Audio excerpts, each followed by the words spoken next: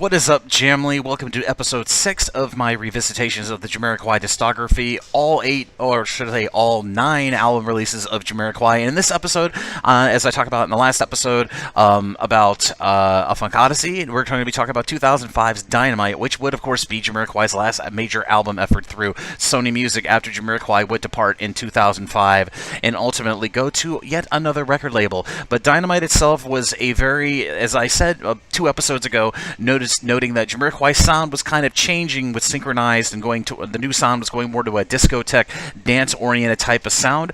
Dynamite was kind of the top echelon point for them in the new sound, and not to mention experimentalism was coming to Jamiroquai's sound throughout of Dynamite, and that level of experimentalism would make Dynamite into a very memorable album. And one of the most notable examples of the experimentalism was back during AFO back in 2001, before the album had been released, which I talked about this story back in a previous episode here on the JamiroFan 2000 YouTube channel.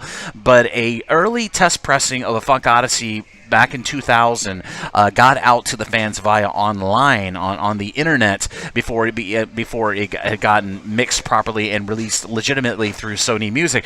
But there was a interlude on that early test pressing that was called Beatbox. Basically, it was JK in the studio playing around with a vocalizer, which basically makes your when you sing into it, it makes your voice very robotic sounding, but very futuristic sounding. So JK was just playing around with a vocalizer one day, and the track on the was called Beatbox, and JK was just simply beatboxing on a vocalizer, seeing what crazy sounds he could come up with. But so fast forward to Dynamite, the lead single from Dynamite would be a song called Feels Just Like It Should, which did have a high concept music video directed by Joseph Kahn in 2001. And if you've not seen that music video for Jamiroquai's Feels Just Like It Should, go back and watch it. It's probably one of the biggest, most complex music videos Jamiroquai ever did, at least trying to direct it toward the pop mainstream. But the baseline, the vocalization that JK did back in that AFO test pressing for Beatbox would end up becoming the baseline for Feels Just Like It Should, because even at the beginning of Feels Just Like It Should, you hear a little snippet of that audio vocalizer track called Beatbox from AFO. So that's a cool little Easter egg that ended up into Dynamite that not a lot of the Jamily knows about, at least the ones who are online and are new fans. So there's a cool little Easter egg for you to you can tell your friends.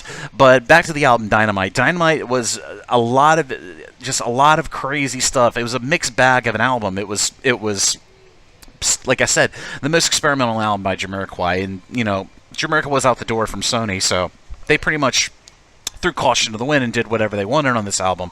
But that's not saying that the album did not have a lot of great music on it. Some of the standout tracks is most definitely Feels Just Like It Should, Star Child, and probably one of the most popular ballads Jamiroquai has ever written. This is probably one of the most popular ballads since Blow Your Mind, which was back in Mercy on Planet Earth back in '93. But the song 7 Days in Sunny June was on Dynamite, and this song would end up becoming a big favorite of the Jamily, of old and new fans. It was one of the greatest music videos from Jamiroquai for the simple fact that we got to see the band in a whimsical, sunny summer afternoon at JK's his residency in Hornston Manor, out in his just doing crazy hijinks. And if you've not seen the music video for 7 Days in Sunny June, I highly suggest you go back and watch those music videos, because Dynamite had some great music videos, and not to mention a very cool futuristic track, which is one of my favorites from the album, a song called Electric Mistress, which I remember one of my fond memories of the Dynamite era of Jamiroquai was being on, there was a radio station out of the UK called XFM. There was a DJ named Schooly D on there.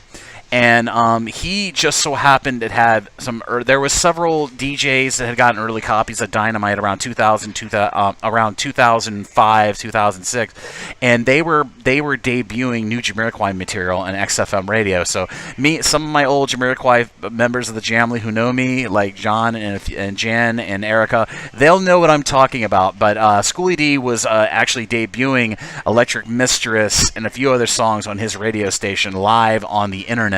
So there were a lot of us Jamily members there in his chat while he was broadcasting, going, "Please play it again, please play You Give Me Some, to play some of the most songs live, and that was one of my fondest memories of the Dynamite era, at least in the online community during that time.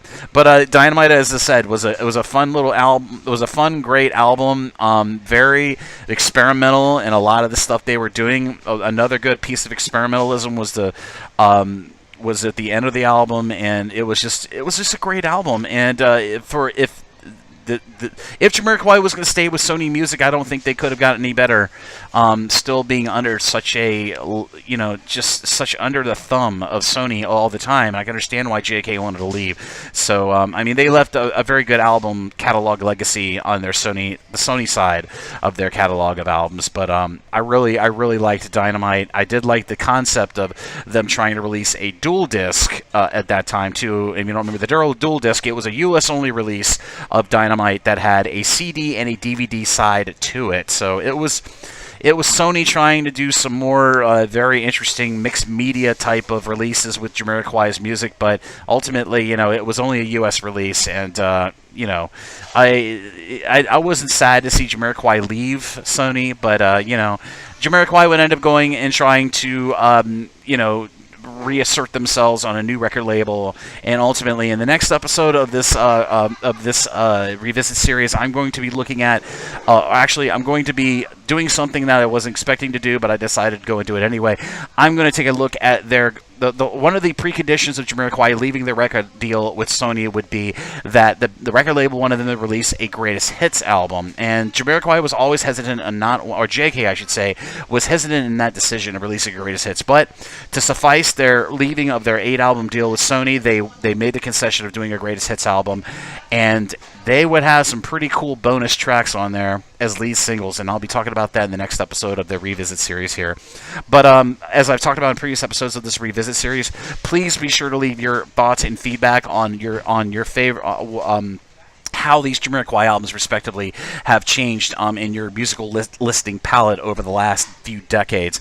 Be sure to leave those comments about every respective album on every respective episode here on my Jamiroquai Fan 2000 YouTube channel in the YouTube comment section down below. I'm most interested in reading all of your feedback, respectively, about each Jamiroquai album and how much they've changed in your thoughts over the years, respectively, between all the different albums.